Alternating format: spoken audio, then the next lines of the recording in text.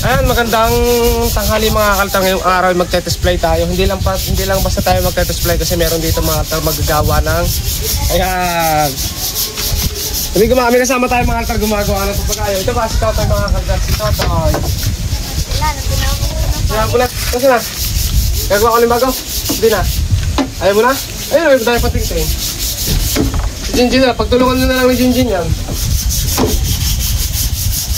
Tapos tayo, magte-spray tayo nito mga kalitar. Itong ating bago. So, sasama mo na. Sasama mo na natin ito mga kalitar. Si Jinjin, nakakabuo na si Jinjin. Ano na yan? Kadista.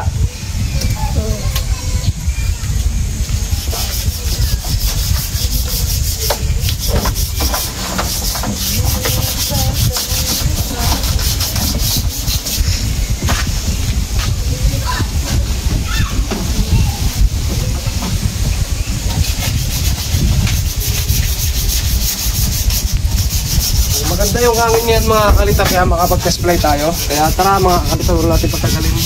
Ito yung bagong gawa natin. Ito, ano din to, isda to mga kalitar, kaso yung kanyang pinagka-bend dito ng kawayan, buo. Ayan. Sama natin si Totoy mga kalitar. Gumagawa kasi si Totoy mga kalitar. Gumagawa siya kanina ng ruka ko, hindi naman matapos-tapos.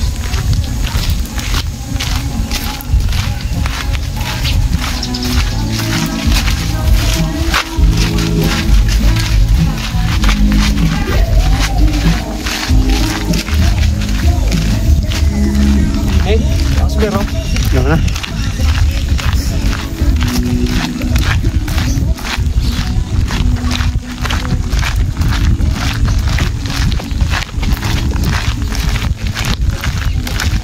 Naging madalang yung upload natin noong nakaraan mga kalitar. So ngayon na ulit tayo makapag-upload ng dire-diretso. Idaan mo dito.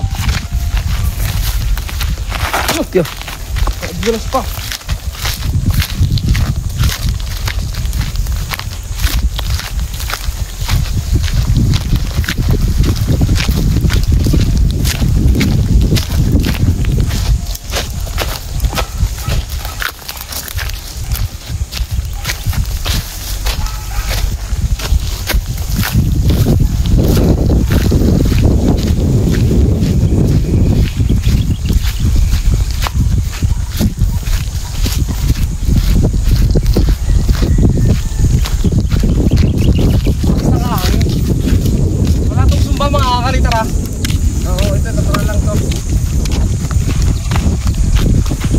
Rin tayong liting palado mga kalitar.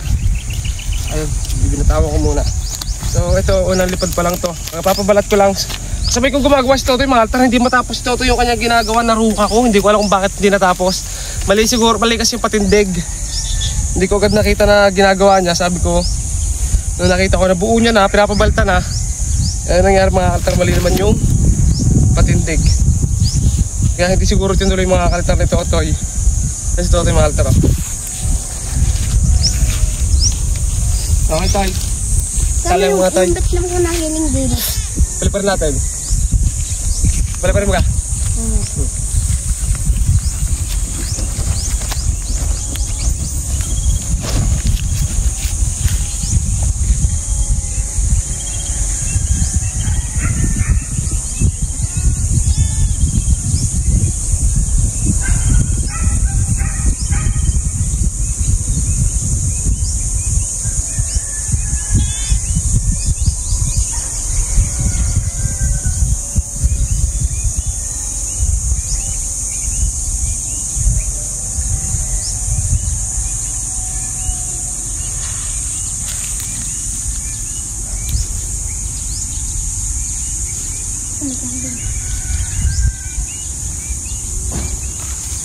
Hey, Moy!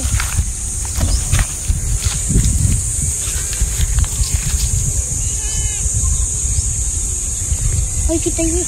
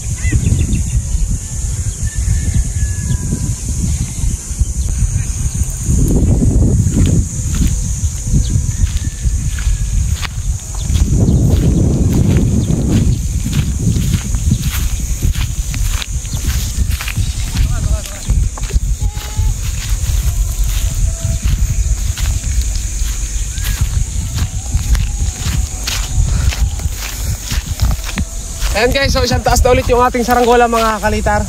Pero pwede itong may sumba mga kalitar kasi pag bumababa siya medyo gumaganon siya. Pero pag dinamaan na siya ng magandang hangin mga kalitar at nakadiretso sa taas, napakaganda na liwad mga kalitar. Ayun o. Wala na namang kiling mga kalitar o.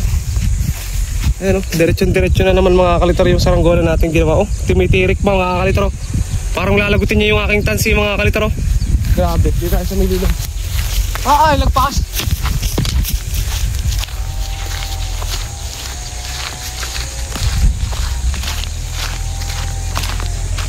Sobrang galing lumipad nito mga kalitar. Ayan, nagho. Habaan natin mga kalitar. Habaan ko lang mga tututusan natin. Para makita nyo mga kalitar.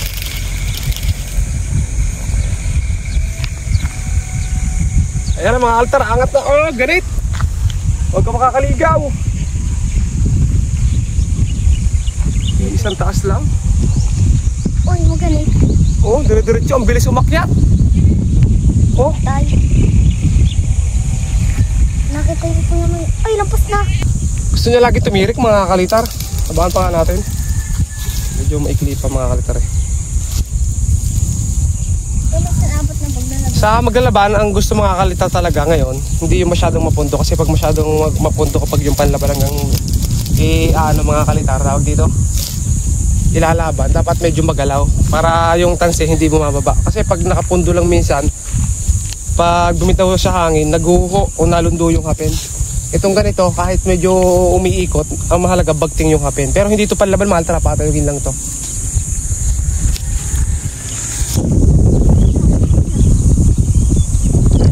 Ay, mga atar. Aangat na naman ang diretso yan. Lagyan natin ang sumba mga kalitar para hindi masyadong magalaw.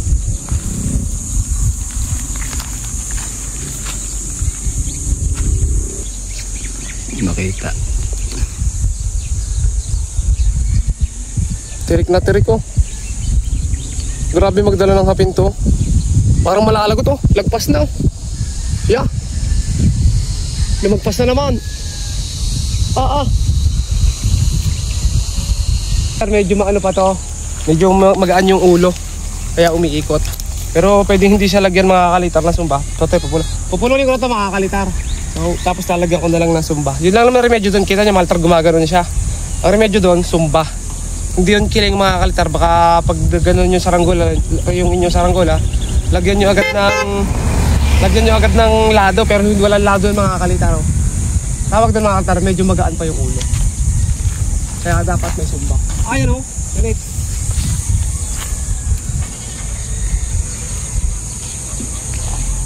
Ang ganit mga kalitar. Nababa ko na to. Tapos tingnan natin ang ginagawa nila Jinjin. Shotoy Brown, gumagawa Shotoy Brown pero hindi tinapos. Ibit lang pa naman doon. Bigat ng kaparo. Kaya may lagi din punta. Kasaklan at tigil. Ganit.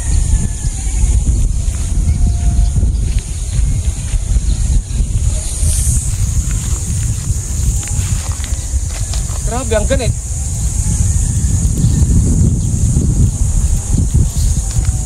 Gusto niya lagi tumirik.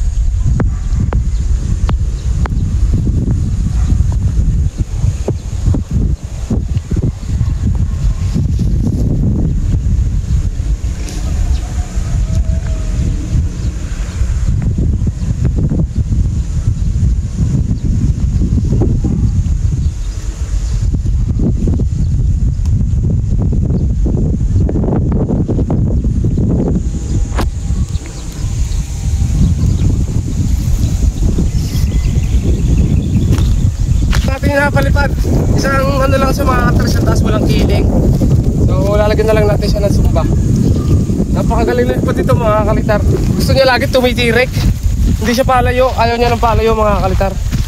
Pero pag galing sa tirik mga kalitar, medyo pag bumibitaw nga lang, ano siya, umiikot siya ng pag ganon. Ayun ang mga kalitar, ang ano, pag kulang sa ulo, ganon talaga. Yan ang advantage mga kalitar ng mga ganitong mga bilog na bilog ang dulo. Malakas bumatak ng hapin, magaling magdala ng, magaling lumipad. So ayan guys, so tara na. Sa bahay. Ito guys, so ito yung nagawa ng Jinjin. Pakita mo Jinjin yung ginawa mo. Ayan, kagaya pala ng aking papagayo to. Maltar, isa ng puwit oh. Pati ng puwit yan. Oh, ayan mga kaltar. Ganyan yung puwit to kay Jinjin na papagayo. Tapos ito yung akin. Oh, di ba parehas? Oh, ganda ng hubog, kapantay na pantay. Walang katagitagilid mga kalitar yung gawa ni Jinjin. Pantay na pantay mga kaltar. Grabe oh. Oh, ito nyo mga kaltar oh. Oh, ito nyo, oh, hindi man lang ang tumagilid mga kalitar kahit konti. Pantay na pantay talaga yung gawa ni Jinjin. O guys, si Jinjin ha. Totoy, dahil pa si Totoy, hindi si Totoy, hindi makagawa kanina. Ayan mga kalitar, makapag-test play na tayo at yung saranggola natin, itabi na natin. Mamaya ko na lang siya lalagyan ng sumba. Sila Totoy, Jinjin umuwi na rin kasi doon na doon sila magtutuloy sa bahay nila. Tapos ako may lakad pa ako kaya nadali din natin yung test fly. So hanggang dito na lang mga kalitar, maraming salamat sa panonood nyo at subscribe.